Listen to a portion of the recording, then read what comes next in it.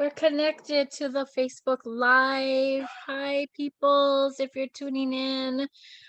This is Healing Hawaii with Karen Kaulana. I'm Karen Kaulana, and I'm so excited to talk about the play tonight, Untitled TMT Project, put on by Kumu Kahua Theatre. It just went live this weekend, and you have several more weekends to catch it, but you should catch it. And I'm so fortunate and grateful to be able to speak to two of the amazing cast members, the actors, Kaipo Dudoit. Did I say that right?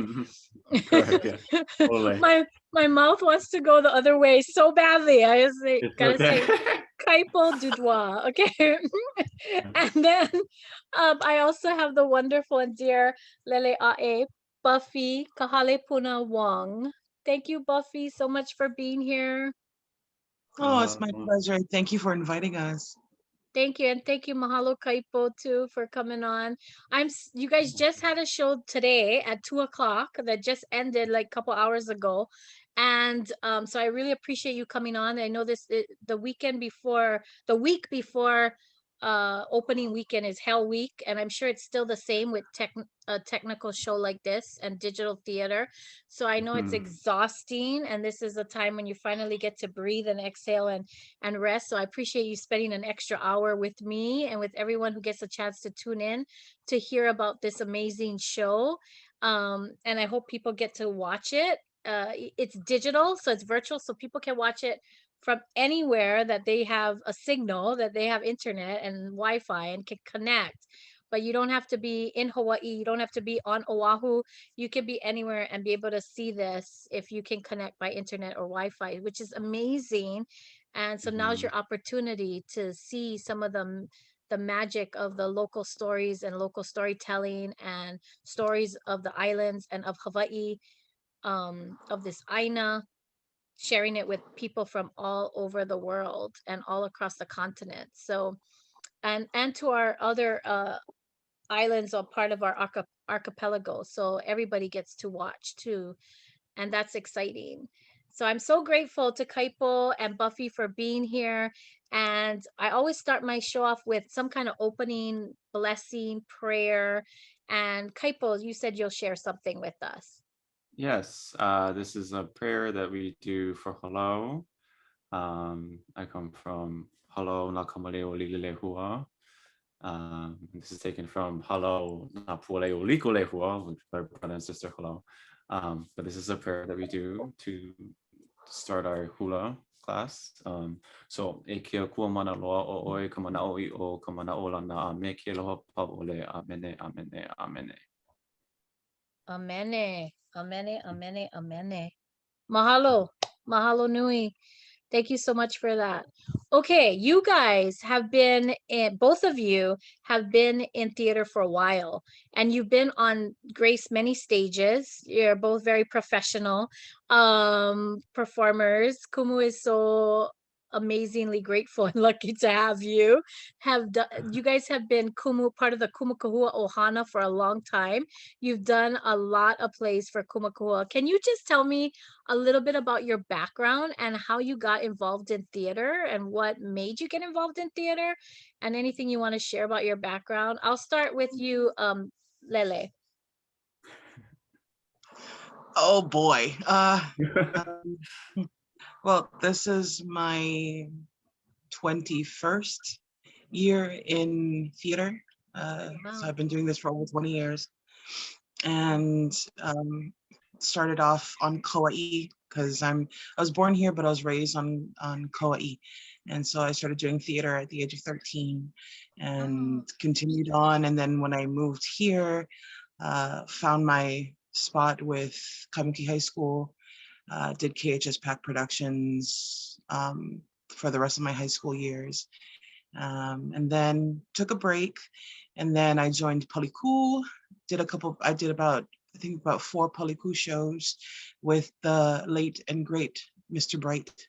And then moved over to Manoa Valley Theater, done wonderful shows with them and with all different kinds of directors, all musicals And then Wow. I finally stepped foot onto Kumu Kahua, my first time in a long time doing straight plays rather than musicals. And my debut at Kumu was Not One Batu, which was in 2016. And I haven't stopped doing shows at Kumu since. That's pretty Yeah, much. I saw you in Not One Batu. I think that's when I met you. And Yeah, I think that was amazing. And yeah, you've how many shows have you done at Kumu Kahua? I lost count. I know it's been a lot. It's oh my gosh, audiences are so the people who watch Kumu Kahua plays, season subscribers, they know you so well because they've seen you in so many shows. And you're always transformative because you always tell the story from a different character, different point of view, and that just goes to your talent and your skills as an actress to be able to transform into that character, into that story. It's been amazing to watch you. Yeah, amazing. Thank you. Thank you. I appreciate that. I mean, like whenever, I think that's the thing I love about Kumu is that even though they are shows about, by, and for Hawaii, there's so many different characters and you never know what kind of character you're gonna get in the next show. I mean, 1 minute I'm playing, a Batu addict mother, and then the next I'm playing an innocent hula dancer, and then all of a sudden I'm playing a Scottish woman, and so I've been juggled back and forth, so it definitely has helped me grow. Kumu is definitely a place that helped me grow as an actor. Or Queen Ka'ahumanu. Or queen, yes. Mhm. And you have a beautiful voice, singing voice. Beautiful. Amazing, beautiful singing voice. And you don't always get to use that on the Kumu stage. But sometimes, do you still sing? Do you still perform and sing? I haven't done a musical since 2017. Wow. So yeah, it's been a minute. I'd love to get back into musical theater, but I guarantee you, Harry tends to use my voice as much as possible. It's such a gift. It's such a gift.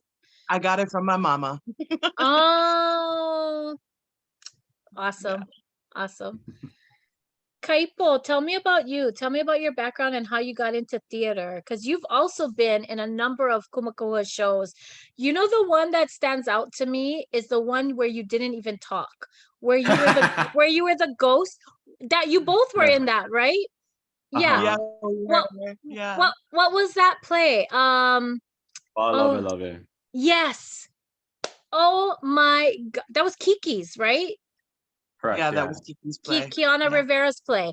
And your presence and your reactions and it was like you were fully interacting just by your presence, your reaction, your facial expression, your body expression. It was so powerful. That is one of the more memorable, and I've seen you in a ton of things, but that one really touched me because I was always looking back at you and watching you watch what was going on and feeling, I could tell what you were feeling and what you were part of it, even though you were just there, not even speaking because you were the ghost, right? You were the person who passed. And it was powerful. So tell me about your background and how you got into theater. Well, I started growing up, I was a stage kid because my parents were performers. They're Hawaiian musicians. My dad is from Ho'okahi, my mom's a hula dancer. So the stage wasn't something strange for me, or to be on a stage wasn't very strange. But I didn't do anything theater related, acting related until after high school. I got signed with an agency with K.O. Wolford, if you remember him. He passed away in 2015. Yes. So he got me into my agency, and then I stopped doing things because I was in college. I was like, I need to get a college education. I want to put this in the back burner. And then once, this is back in 2018 or 19, my schedule got freed up, and I was watching Moses Goods do I think it was a Kalakaua thing. And I watched him on the side and I was just so amazed by his acting and just his presence. So I reached out to him and so we had coffee once and then we just talked about theater and wanting to know about my interest. And then that day he was like, hey, so today I have an audition for this play that I'm doing at Paliku Theater called Epic Voyages of Kaneapua. And I'm looking for a lead person. So do you want to audition for it? So I auditioned for it, got it. And that was my first ever show was at Paliku Theater. Yeah. And then my first ever show at Kumu Kahua was Fa'alave. Yeah. And then I have never, I've done mostly every show since then, besides a couple in between, but yeah. Yeah, that's awesome. Oh my gosh. Well, I'm so glad you guys are part of the Kumu Kahua Theater Ohana. You guys have also graced other stages, like you said, Paliku, and I've seen you guys in other things around town. But it's so awesome that you're such a familiar face on the Kumu Kahua stage, and your talent is just incredible, both of you. So tell me about this play. This is the latest play from Kumu Kahua Theater by Susan Stanton, and it's called TMT or Untitled TMT Project. Untitled TMT Project. Do you guys know why the title? Why is the title like that? And then tell me about this play. Honestly, yeah. Because they couldn't find a title for it. And I think Susan didn't want to put a title to it yet. And neither did Harry. So they just chose not to title it at all. And it's kind of, it's very, because usually when you put a title on something, it's because you finished, it's a finished project, right? But it's a project. And it's an ongoing project. So I think that's one of the reasons why they chose not to call it a specific thing. Okay, yeah. Untitled TMT Project. So tell me about this, because when I heard Susan was going to write this, I thought, oh, wow, this is because it's been, very controversial, very sensitive for a lot of people here. There's many sides. People get very emotional. And I thought, how is she going to handle this? But I got to watch a bunch of it today, not the whole thing, and I look forward to watching the whole thing this week. But from what I saw, I was so impressed with how she wrote it and how she respected all sides and different people's opinions. And so can you tell me or tell everyone that's watching, what is this play? What is it about? Most people are probably know about the Mauna and Mauna Kea and the TMT, which is the 30-meter telescope. That's what TMT is. And the controversy with putting a 30-meter telescope on Mauna Kea and how many Native Hawaiians were not in favor of that, but there were some that were in favor of that TMT project as well. And so there were people on all sides, but there was a huge protest. And I actually don't even know, are they still on Mauna Kea? I don't even know. But can you tell me about, not so much about the controversy and the TMT, but the play itself? Tell us about the play. What do we see in the play? Well, okay. So basically it's a story about this young woman who's Oahu born, but currently is in college in the mainland, on the continent. And she comes home and she hears about the project, about TMT and what was happening. And this girl is she's not native, she's not a Native Hawaiian, and she decides to go up mostly out of curiosity, wanting to know what was happening up there. And her best friend, who is a supporter of the Mauna, basically warns her, telling her,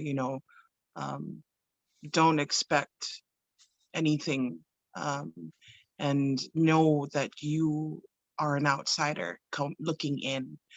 So with that in mind, she goes up and she witnesses things that are happening on the Mauna, spending her first time at the Mauna and doing supply runs and such.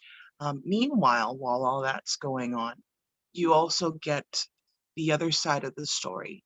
You get the side of the scientists, the astronomers, and how they view things, or how they're viewing the protest that was happening at the base of Mauna Kea.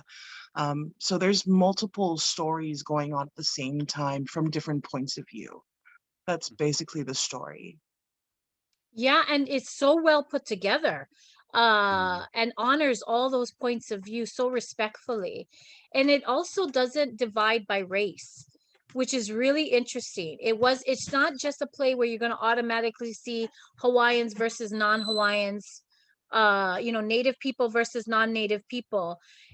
There's some Native people who also support the telescope in this play as well, which is respecting that population and viewpoint as well. And so it's mixed. It's not divided by race lines, which is the reality too. So I thought, wow, she really covered that really well in a very respectful, honorable way. And it was really enlightening to hear all the different points of view, counterpoints in such a beautifully story that's unweaving before us with these characters. So tell me about who you play. Maybe, yeah, anyone Can I of you. go first? I go first. I play a couple different characters. The main character is Ikaika. He's Hawaiian. He's from the Big Island, but he works for the telescope as a I wouldn't call it a ranger. He's more like a security guard, I guess. Park person. So he escorts the scientists and he talks to them and he gets to know them. And in this play, he goes through his own journey. And you see that he does battle with his own Hawaiianness and gaining connection with scientists and actually trying to understand their point of view as well, and getting them to understand the Hawaiian perspective too. So that's Kaika. Then I play like little roles here and there. I play one of the boys who's a supporter. I play one of the uncles who was on the Mauna based upon a real character. But yeah, those are my roles. I think your character is the one that talks about STEM and the support of, because this is the other interesting thing that she was able to do. Susan, shout out to Susan Stanton. And I wanted her to come on, but because of the time difference, it's really hard for her. And she's been on my show before. Kudos to her because she stayed up late. And but the thing about Susan's writing and what she did with this script is she mentioned all the little informational argumentative things that people use as their positions. And so one of the things that came up so beautifully was the idea that, well, what about all the money the project is putting into education? It's going to go to education in Hawaii and help train Native people to become engineers and learn about this. And your character, I think, points out the other side to that, or the other things to think about. That yes, it's going into a lot of STEM. It's a lot of STEM money, which is great, but we want our culture, our history, our aina to be just as valuable, just as respected, just as honored as the value of becoming an engineer in astronomy. But we want this side to also be just as honored. And that really hit me when was that your character that says that? That's fine. Yeah. Yeah. When you said that, I was like, whoa, like I could just hear all my Native Hawaiian friends going, yes, brother, come on, yes. And so because people wonder like, well, what about this? What about that? And it was nice to hear all the different points of view and thinking about it. So I thought that was beautifully done. And your character, to watch your character evolve through it is really interesting, because that I think so many real people were going through Right. that. Right. So Yeah. Totally. yeah. Yeah. Lelea'e, what about I your think character? Oh, go ahead, Kaipo. And I just think those are one of the few characters in this play that actually has this going back and forth with supporting and not supporting and trying, and there's a whole whirlwind of things that I find very, very interesting in this play. And that a lot of people, especially Native Hawaiians nowadays, they don't speak about this kind of confusion. They always have a certain opinion. Well, that's at least that's what have seen. Me too. They are supportive or they're not supportive. People don't talk about their confusion. So yeah. Yeah, so true. Mhm. Lelea'e, what about your character? And you played more than one too, right? I do, yeah. I play several characters. I have two main characters. So the first one is a character named Auntie Val, and she's actually, I think she's a mixture of all those mana wahine that are on the Mauna, like Pua Case and such, that are, are one of the women in the forefront that speaks against TMT. And in the beginning, my character makes a very factual statement about what's happening, and then is empowered by those things to express, how wrong this is, for everyone, not just for her, but for all Kanaka Maoli. So she gives that perspective. And then I play another character named Jade, even though her name isn't really mentioned in the show, but she's another Kanaka, a supporter, and who has kind of a sisterly bond with another character, and they talk about the informations that have been carried amongst the people, and expressing her feelings on the government, and how they, at the time, how she perceived them to be handling the situation, and such. And then I also play other little voices here and there, and such. So yeah, those are basically my characters. Wow. When you guys auditioned for this, you read the script first? And Well, me and or the Paul. script was still evolving, right? Correct. Yeah. But Okay. I think Poai and I, no, not Poai, sorry. Buffy, were you in the reading too? The first reading? No, I was not. Susan did? Okay. Well, I was able to read it when Susan was workshopping this idea. Okay. She wrote it back in this is like during the fall Love Is, which is like, I don't know, I guess 2019 is when she first started to write. She wrote a bunch of things all together, and then I was able to read it with them. So that was my first interaction with it, and it was kind of the same for the second time, but yeah.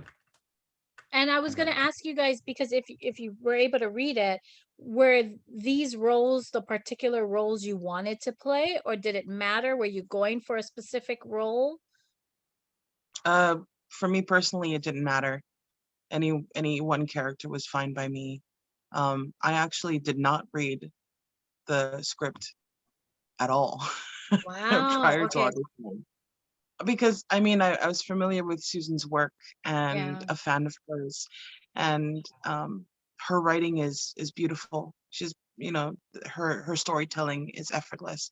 So I trusted that it was gonna be good.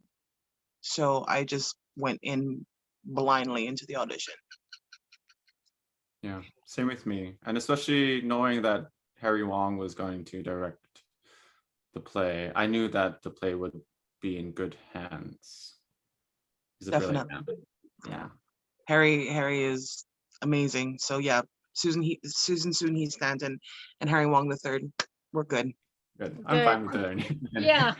Yeah. You're dealing with amazing quality, skilled artisans.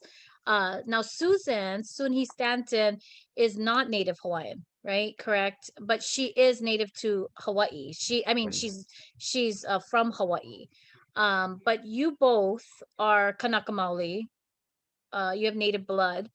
Is there a special connection for you doing this show, having native blood? Oh, I don't think being Kanaka Maoli for this particular show makes me any more special.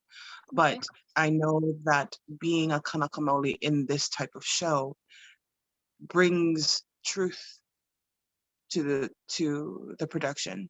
And I think as Kanaka Maoli, not every Kanaka Maoli has the same perspective. You know, Yes. some are pro, some are against.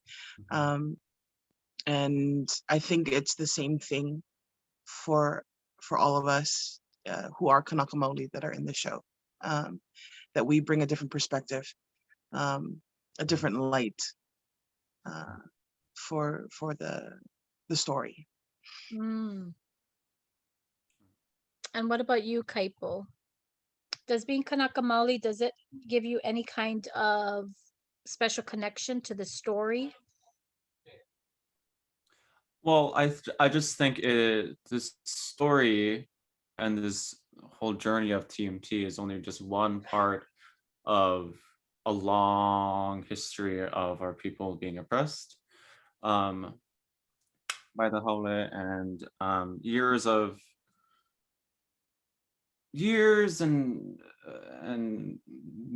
histories being shuffled underneath the rug, and TMT definitely was one of those times when all of that stuff came back up, and then now everyone knows about it.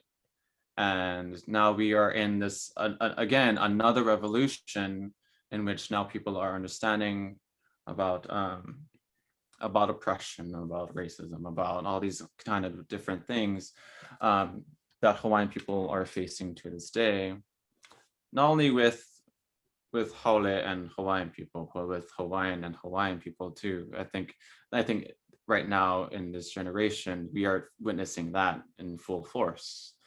And I think it is kind of, I do have a tie with it because, well, in 2015, 16, 17, I was I double majored in psychology and Hawaiian studies. So during that time was like 2014, 15, 16, 17, I was amidst other Native Hawaiian students that were going around, and we were just conversing, and we were just looking at the news every day and being engrossed in it all. And sometimes it was confusing for me. And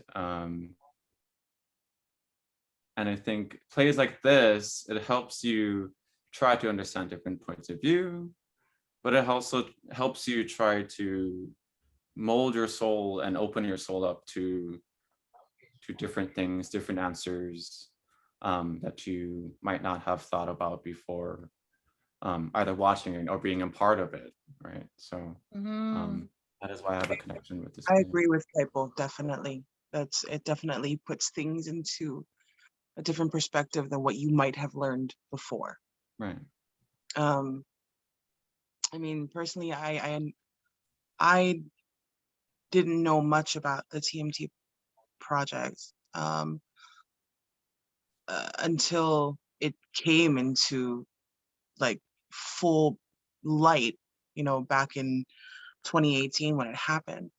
And I hadn't realized that there was a fight that was happening way before then that I hadn't known before. And a lot of it had to do with social media.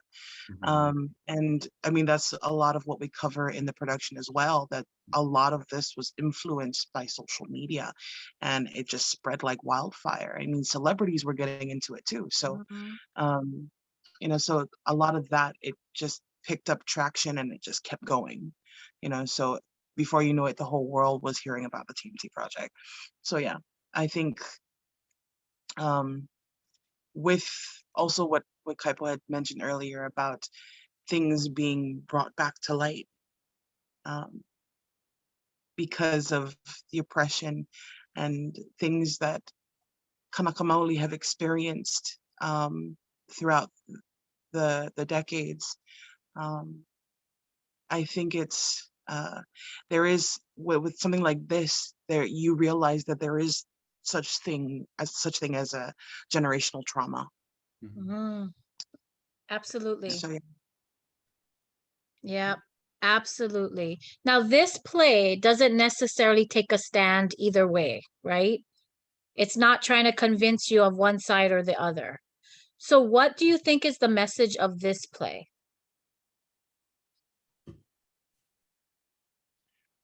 Oh, that's a big question. I know. I think what I personally take away from it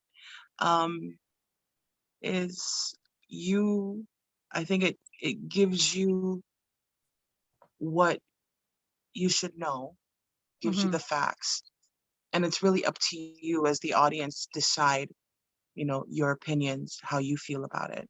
It's open to interpretation, hence why we have the title Untitled TMT Project. So yeah, and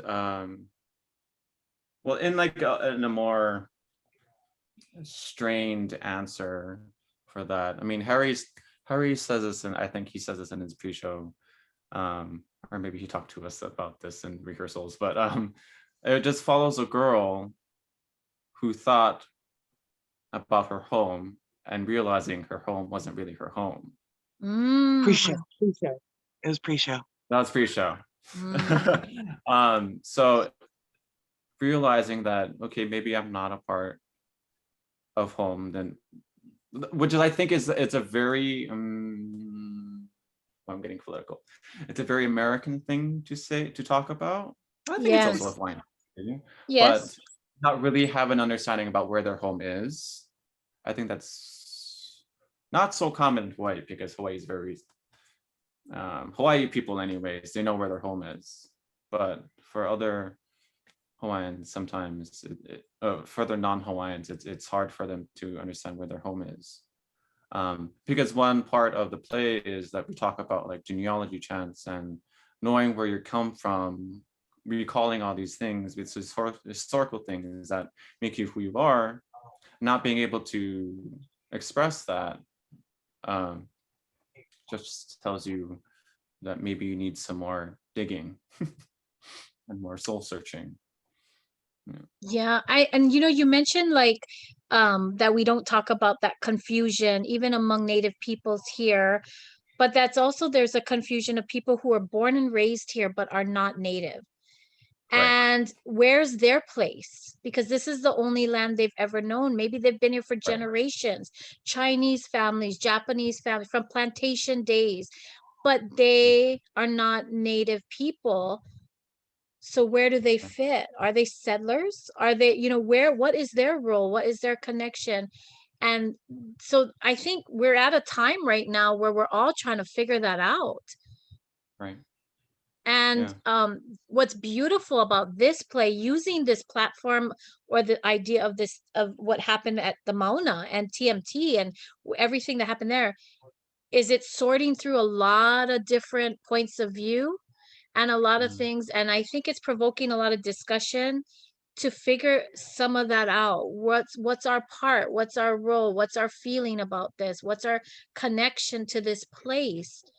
Do we belong? Do we not belong? And if we do belong here, in what way? How are we all connected? And that's what's beautiful about Susan's writing, is that it's not to me, in watching it, I was thinking, this is beyond the Mauna. Mm. This is about who we all are and all the different sides we have and opinions we have and how we fit together. Mhm. And it's not easy sometimes to figure that out, because sometimes we have to face things that are painful in the pieces, connecting or not connecting. Did you guys come to this play with any strong feelings about the TMT project? And or did any of your feelings change over the course of working on this play?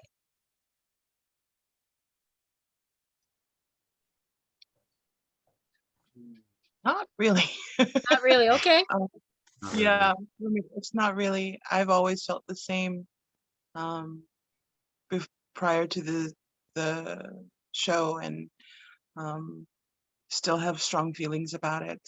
Okay. Yeah, still the same. Okay. Okay. So you came with opinions and feelings, and that stayed the same for you. Okay. I think it has stayed the same. I've learned more about the other side though, just because of my character interaction and watching other people's dialogue within the play, which makes sense. I mean, a lot of the stuff that they say do make sense. I mean, they're not speaking out of their butt or whatever, Mm-hmm. just to get money. Like some of these people are really passionate about what they do. And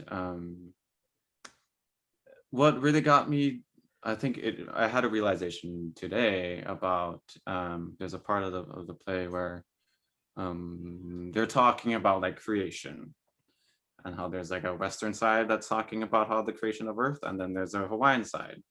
And if you listen to it, they do sound similar. And when they start talking, there's like a back and forth that they do. It just one side decides to build upon it with using like technology, like material technology, and then there's technology on this side, but it's spiritual technology, if this makes any sense to anybody, right? That's a good, yeah. That's a Yeah. good way to describe it. Yeah. Yeah. So I think that's one of the things that I've started to realize, that it was a new thought to me in this project. But I never thought of it like that before. Huh. yeah. Yeah, interesting. Now, Mhm. Lelea'e, you went to Mauna Kea. What was that experience like during that time? Oh, Lordy. It was surreal. And I only went up for a day uh, to just try and immerse myself as much as possible, to hear the kupuna speak and try and just take everything in and understand the connection that was there.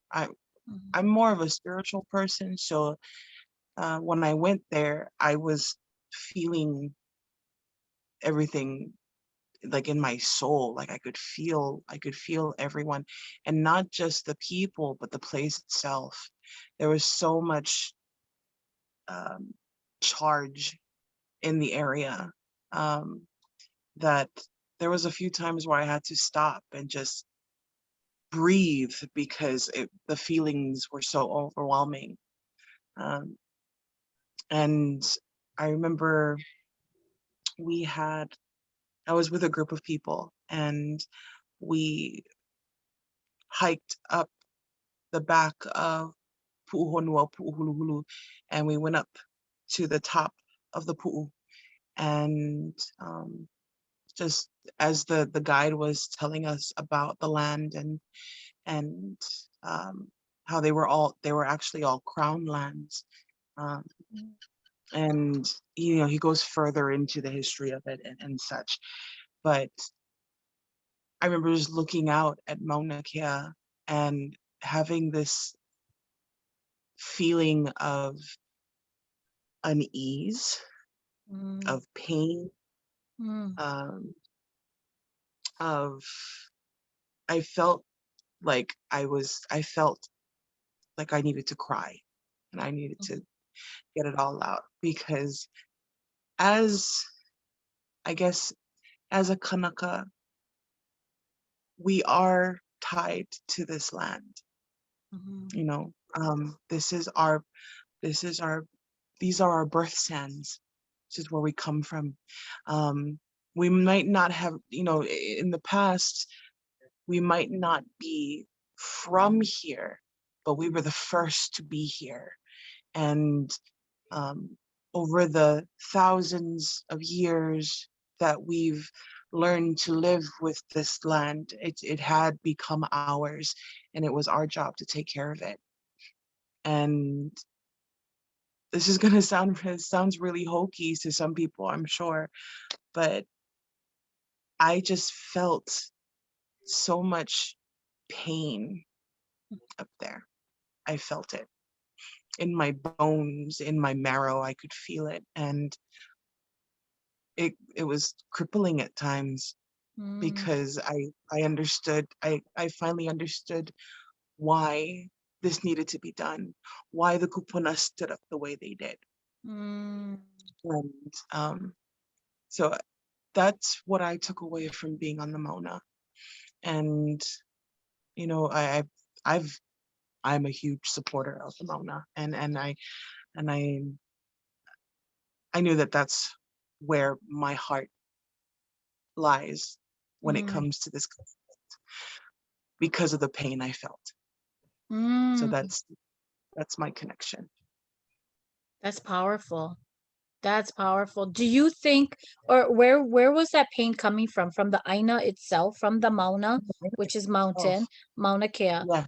the Evie that is there, or if there is, I'm assuming that we have There Evie are. everywhere, right? Oh, So there are. yeah. So from the people that are there, the Evie that are there, the Mauna, the land, or all of it? All of it, all at once. And that in itself was so overwhelming. I mean, because I'm sensitive to people anyway. So when I feel like they're in pain, I can it hurts, but I can deal with that pain. But it was the first time in a long time where I actually felt the land. Wow. Wow. And so just that whole culmination of that just hit me at once, and it was tough. It was really tough. And when we finally left the Mauna that evening, we left probably as soon as it got dark. We had to head back to the airport. And I remember sitting in the van driving back down to Kona, and me not wanting to leave. I didn't want to leave. I wanted to stay up there. I felt like I should stay up there. And that's not a feeling I get often from any one place. So yeah. Wow. I know how important it is. So what can we tell people who have very strong feelings about Mauna Kea, one side or the other, and they might be hesitant to watch this play because it's not taking a side? So they might be guarded, or they might be, why is it not taking a side? This is the right side, right? This is the side you're supposed to take. So if people come with those strong feelings and they're coming to watch a play that doesn't necessarily take that strong side, what can we say to them? How do you reconcile that with yourself having strong feelings, being in a show that does not side on any, does not take a side? I talk too much, Kaipo, your turn. Well, I think to begin, this play isn't perfect. It's not going to say everything. It's not going to have every single opinion out there, or it's not going to take a side. So if you're looking for that, I'm sorry, this is not a thing that you should do. And it's fine, and it's okay. That's your journey that you have to go through. But if you're open to just listening and wanting to hear people just share their stories with you, the only thing that can come out of this is that at least something will spark within you. Whether it be good, whether it be bad, it's all good, I guess, because it's art. Because at the end of the day, this is just art, and art can be political if you want it to be, but it could just art can just be art, and you can appreciate it or you cannot appreciate it. Yeah, I appreciate Buffy. that.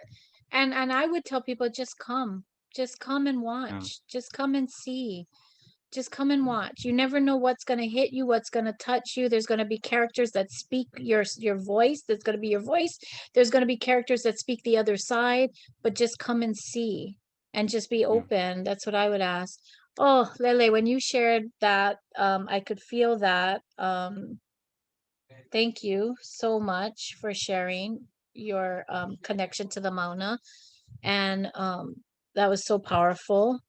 I forgot about one other thing, the whole kapu aloha. You guys addressed that too. I remember at the time of Mauna Kea, I had a very well-known Native Hawaiian playwright, I won't say who it is, on my show.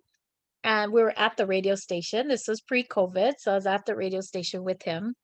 And he had strong feelings on one side, but he also understood the other side and understood Native peoples who supported either side. And one thing that confused me as a Native person was the kapu aloha, because I had never heard that growing up. I didn't know where that came from. And that was confusing to me because I was like, I don't know where this comes from. I never heard that. And he said to me, he said, well, now we're just making shit up. That's what he said to me. He goes, now we're just making shit up. And I was like, whoa, that's the first time a Native Hawaiian person said that out loud to me. And I was like, well, I was wondering like where that came from. We all kind of went behind it, but I was like, where's kapu aloha from? But the play addresses that too, and addresses how modern that is, but yet it does have it does talk about where that comes from. And that answered my confusion and also validated that, okay, that's why I didn't hear it growing up. Because it talked about when that started. And so the play really addressed some things, even as a Native person, that I was confused about or didn't understand or didn't know. And so I just think people should see this play. I really do. We have about 10 more minutes, and I want to talk about, this is not an in-person show. It's all digital. It's all virtual. I see you guys with the green screens behind you. You guys are professional already. So tell me, what's the process like? Are you guys are not all in the theater then? So the scenes where you guys are together are pre-recorded. Correct. Yeah. And then they oh, go ahead. Harry, sorry. No, so there were a few scenes that were filmed in the theater, but we, followed COVID, procedures and guidelines to make sure everyone was safe. So that's basically what we did. But then the rest of it is all from our own homes. Wow. So you guys are all live streaming, and it's live streaming interwoven with these some of the pre-recorded scenes that you guys are doing. I got to give a shout out to Veronica Vera, because she is just incredible. Amazing. The technology and the way she live streams and is able to use technology is just incredible. If you've never seen a virtual performance where actors are in their own homes performing individually, but yet they look like they're in scenes together with a set, it's just amazing. Amazing. So shout out to Veronica, shout out to director Harry Wong III, also Native Hawaiian. And shout out to the whole cast and crew, because you guys just work together so beautifully. just so amazing. So what is the process of doing a digital play? What's the process and what goes into it? And what are the equipment that you guys use?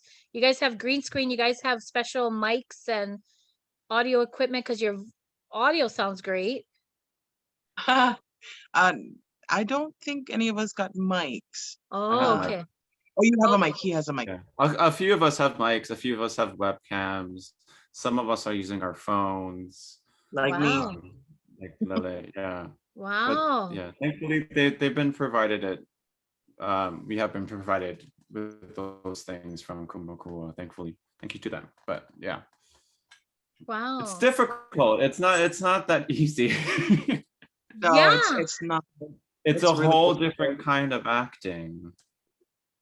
So what is the main difference of being on stage live and being on Zoom? Because it's Zoom, right? Are you guys on Zoom? We're on Yeah, Zoom. we're on Zoom. So you guys rehearse on Zoom too. So like, Correct. but it's not really TV acting and it's not really film acting. It's like No. Zoom acting, which is something completely different. So you guys are mastering this. So any tips for anybody who's gonna do Zoom acting? Like, what have you learned? Learn your lines really quickly. Yeah. Because then Learn your everything else you language. can focus on. Because like especially when you're on a webcam, it's just like a film. You have to turn a certain way, you have to stand a certain place, or else it just looks off. And then even when you have to do like a scene with another person, you can't look at the other person through the camera. You're looking at a wall, but you have to imagine that you're talking to them. And yeah, it's been different. I mean, Lelea'e and I did the first virtual show, and that was a completely different. That was like one of the first ones, right? So we were still trying to figure it out. That was the first one, of the 50th season. So we did Lelea'e together, and you know, and all our directors are different, so they're gonna have a vision of the performance differently. So for the first one, we actually just looked straight at the camera and did the acting to the camera. But then, you know, as Veronica, the brilliant woman that she is, figured out how to do those other things, managing to put two people in the same Zoom, and so you'd have to look at the other actors. I'm lucky enough that I don't have to do that in this show. I can just sit right here and talk straight at the camera because I don't really interact with anybody else. But with Kaipo and Jason and Josh and Brandon, they all have to turn and actually look at each other, and so they have to know where their line of sight is going. They have to know where in the camera they have to stand, where they stay in the middle. They have to go to the right. They have to go to the left. You know, it really just depends. So that's what makes it so tedious when it comes to Hell Week, because the tech is insane. Oh, I could imagine the technical. So it's like hitting your marks, but you have to remember all your different marks in the play, in all the scenes. And also, how do you act? Okay, you're turning to one side, but the person is not there. But we're seeing it like you guys are looking at each other, the audience, but you're not. So how do you act to someone who's not there? That takes skill, man. Well, thankfully, my scene partners, Jason Kanda is an amazing actor. So in rehearsal, you are able to like talk like this, and so you're able to look at the other person, and try to build that scene that way, so that when you're able to look away from it, it's not that difficult. But a lot of it is that you just have to go upon how they're talking and how they're speaking to hear their inflection, to hear what kind of emotion they're trying to pull, so that you're able to react to them, which confuses my brain, because acting is right, because acting is just reacting, right? Yes. So how can you react to a blank space? I don't know. Right. Yes, that's why I was like, whoa, you guys are amazing, because it looks so good. It looks so real. Do you guys get to watch do you guys get to watch a recording of it or anything? Because you guys are really incredible. I gotta say this.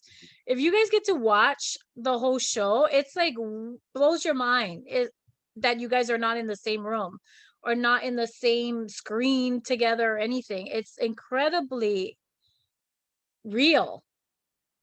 It's just I mean, wow. during the play, we were able to watch the whole thing because we just watch everybody. So it's like we're like backstage or like behind the curtain on the sides and just watching. So we're able to see that. But yeah, Buffy. I mean,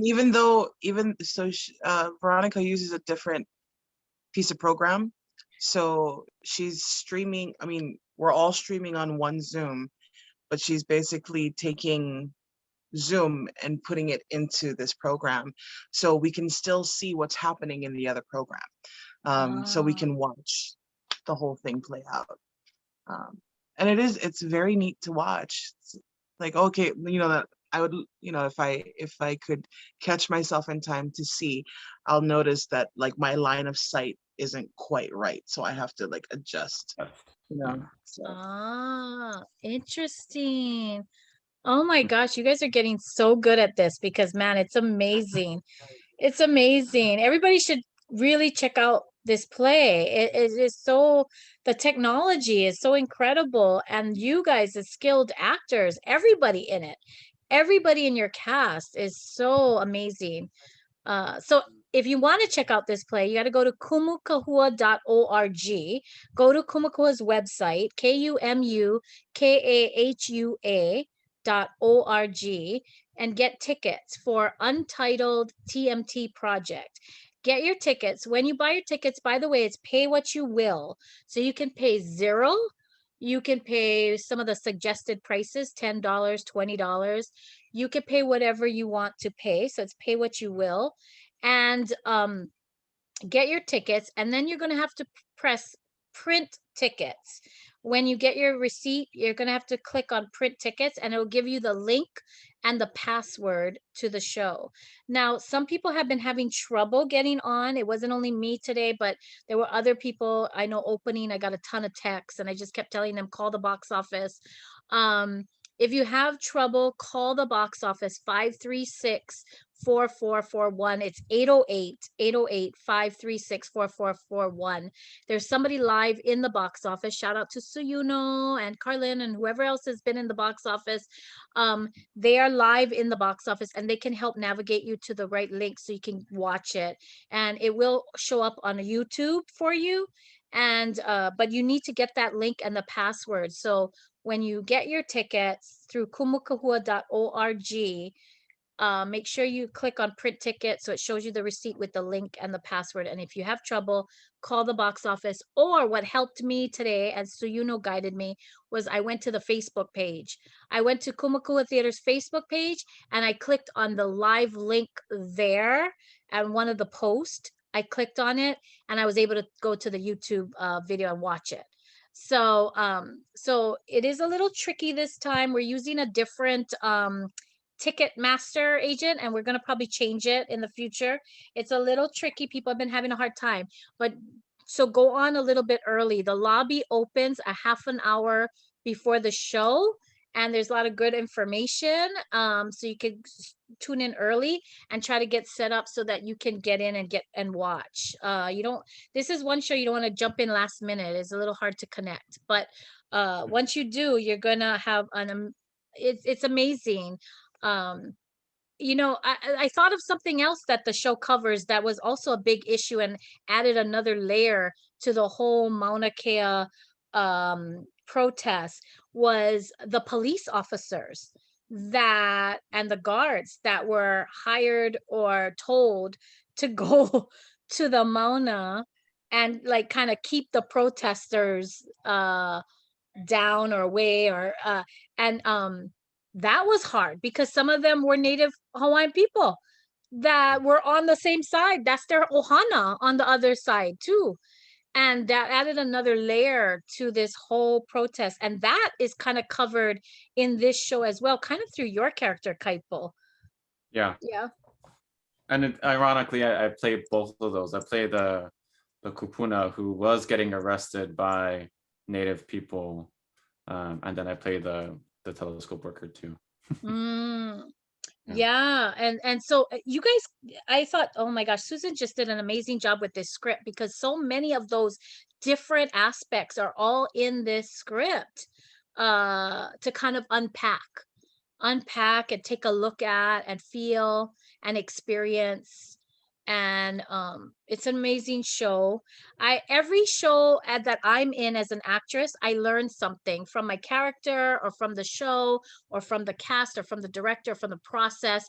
There's always something that I take away or I learn. For you guys, I know it's just been opening weekend, but I know it's been a long haul because you guys been practicing and working on this show.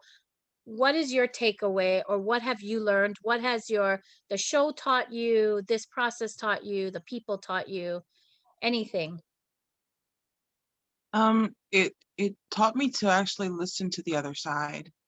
Mm, Because there's a lot of that information that's in the show that I actually never really knew about, or at least didn't take the time to investigate and read into it more. So it's some of it obviously couldn't fit all of it into one show, but it definitely made me see the other side in a different way. mm. So it made me kind of want to just know a little bit more information. So that's my takeaway from this. And Kaipo, for you? A takeaway. I mean, it's not really a takeaway, but more so, it is adding upon this idea that we should be having this conversation, and we shouldn't be. You think this way, you're gonna think whatever you want. I'm gonna think the way whatever I want, and that's gonna be that. That's not what we're doing in this play, and what we're trying to do is have a conversation, to have those difficult conversations, to hear from the other side, to listen, and then to also respond back and have that mutual understanding, to have this kapu aloha, or to have this basis of aloha, so that we move as people, because that's one thing that our people will always have, that we want to grow as a people. We just need to figure out how to grow as people and how to connect with each other. And if we can do that, our lahu will grow. But Yes. once we have people saying this thing, this thing, this and this and this and this thing, that doesn't do anything unless we start working together. And I think that this play has definitely made me think about that more, to have those conversations. Awesome. Because Everybody, we're always go ahead. sorry. No, go ahead. We're always going to agree to disagree. And I think it would be nice, in the future, at some point in time, that we can actually sit and really, really listen to what the other says. And yeah, I mean, just adding on to what Kaipo said, hopefully in the future, there will be some sort of resolution to all of this.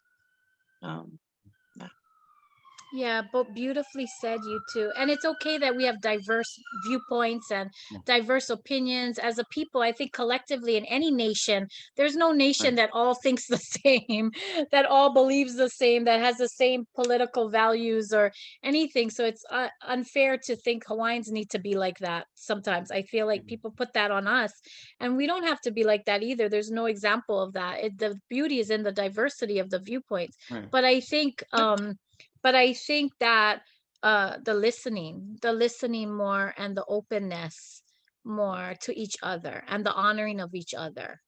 I think that's a beautiful way of saying it, to honor both sides. Yes. Yeah. Because I think my character says it's easy to get people to be against something, and it's much harder to get them to support something. Oh, every time you say that line, I'm like, Easy to get people to say, oh, I hate this, I hate that, I hate that. what about like what do you like to do? What do you support? You know, Yeah, That's in the play, guys. that's powerful. So you got to go check it out. You know, I could spend a whole nother hour talking to you about the role of social media, because that plays a part in the play. That has played a part in Mauna Kea, which Lelea'e spoke to earlier. And but there's so many levels to this, and you guys are just incredible. I thank you for your time and giving us a taste of this play. And I hope everyone gets to see it. How many more weekends are you guys performing? 2 more? Yeah. Only more two, weekends. only 2 more. So it's Thursday, Friday, and Saturday nights at 8 o'clock. Mhm. And Yep. and Sundays at 2 o'clock. And it's not a digital production where you can just watch it anytime, because it's live stream. So you're watching, there are parts of it that's live. So you have to watch it live. So for those in other places in the world and the continent, the 2 o'clock matinee might work better on Sunday because of the time difference. But there are 8 o'clock shows on Thursday, Friday, Saturday, and then 2 o'clock on Sundays for only 2 more weekends. Pay what you will. So just come and watch. No be shame. Just come and watch. Donate whatever you can, but just come and watch. It's from your own home. It's safe. And just go to kumukahua.org and then DM us and tell us what you think or how you felt or how it was for you. But kumukahua.org, and you can get your tickets there. Make sure you press print ticket, get the link and the password. And if you have trouble, you can always call 808-536-4441, and there'll be somebody at the box office to help you. But mahalo and mahalo nui to you guys, Kaipo and Lelea'e. Thank you so much for coming on and talking story with me. I'm sorry we went over the hour. Okay. That's Mahalo okay. nui. Thank you for Mahalo. having Mahalo us. for having us. Yeah. Mahalo. I hope everyone gets to watch Untitled TMT Project.